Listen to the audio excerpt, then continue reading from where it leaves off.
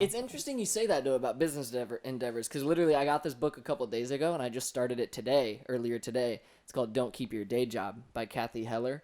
And I got it because I was looking into, like, publishing my novel and, like, really taking my business to, like, make it my career, like turn my passion projects into a business, because we've talked about it on the podcast all the time about having that feeling of more, like this isn't really what we're meant for.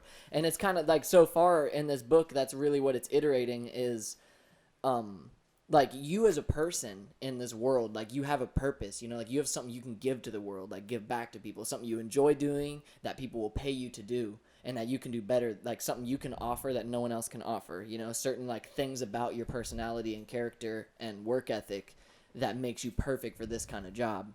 Mm-hmm. And it was cool hearing her story, because the intro was just talking about her, like, her realizing that, and realizing, like, she was saying she was making six figures doing, like, well, first she was musically inclined. So first she wanted to, like, do the music thing, get on a record label. She did. Got dropped by the record label, and then was like, got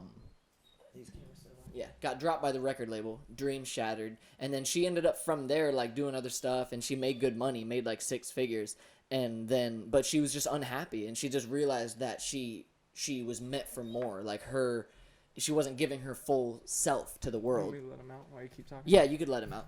She wasn't giving her full self to the world, and eventually she found, like, she instead of making music for a record label, she started making jingles and stuff, and she would make, like, help people advertise. And I won't get too far into it, but basically the book is talking about that, just that search for becoming the full you know what I mean? Like, and it's kind of like what I've been asking guests on the podcast, where I always ask them, like, 5 years from now, let's say all your goals happen, let's say, like, all your plans come to fruition.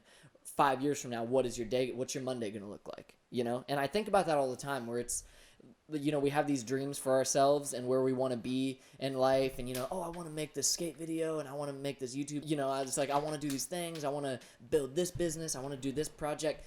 But then think about what your week would look like if all of that happened. What would your life be like? Because some people think, like, oh, I would exercise every day, I'd read a book a month, I would, like, eat these kind of healthy foods, I would go to these stores only because they're the stores I love, and, wear these kind of clothes because those are the clothes I like best. And you start to realize how many of those things you can already do.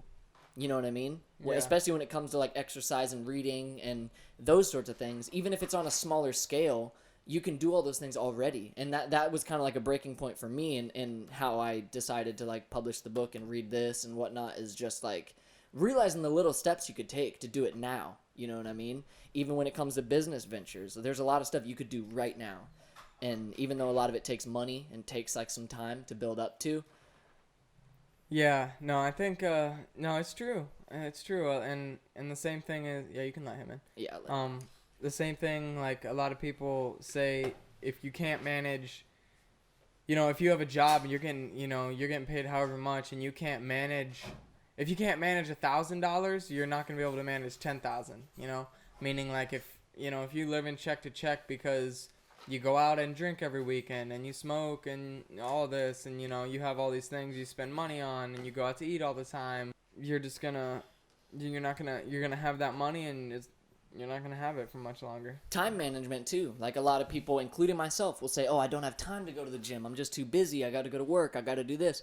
But you got to think, when you own a business, like people like us who want to own businesses and want to get these big checks because we want to do bigger scale things for the world, where are we going to make the time then? We're going to own businesses. We're going to run, we're going to have employees potentially. We're, like, if thinking about that grand scheme 5 years, life is going to be way more hectic. Yeah. So if we can't make the time now to go to the gym or read a book, how are we going to make the time when things are even more difficult? You know what I mean? Yeah, you can't wait on whatever. You gotta just do what you can, dude, and just grind it out. And it might be a little unhealthy. Like, one thing I've been trying to, like, keep balance in life, because you think, like, you need to get X amount of sleep for, like, health purposes, and, like, you want to take care of yourself in those ways, between the grind. Careful, Gohan. But David Goggins said in one little motivational speech thing, he was like,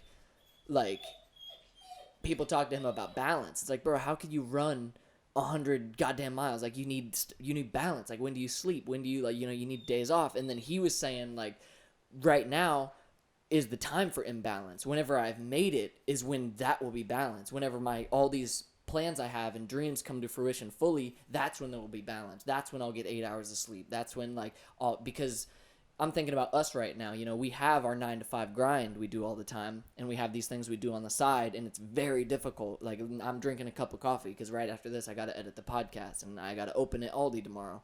But like, I'm conditioning myself for this, even though it's not the healthiest thing. You shouldn't get 4 hours of sleep every night. But once all these things, I'm confident in my plan, is all I'm saying. So, like, once these things start taking off and happening the way I want them to, then there won't be the 9 to 5. It'll just be the creative stuff. So then there will be time for 8 hours of sleep and all of that stuff. So we can hope. And that's the goal for a lot of people. But the fact of the matter is, a lot of people aren't prioritizing their time right. Like you're saying, they're going home and doing what they want. And I want you to read this when I'm done with it. By the way, I feel like you'd love it. For sure. Yeah, I'll check it out. Who'd you say the author was? Cathy Heller. Right on. Yeah. Yeah, so yeah, that's important. I think that was a good segment we just touched on. I think that really is important. It really is.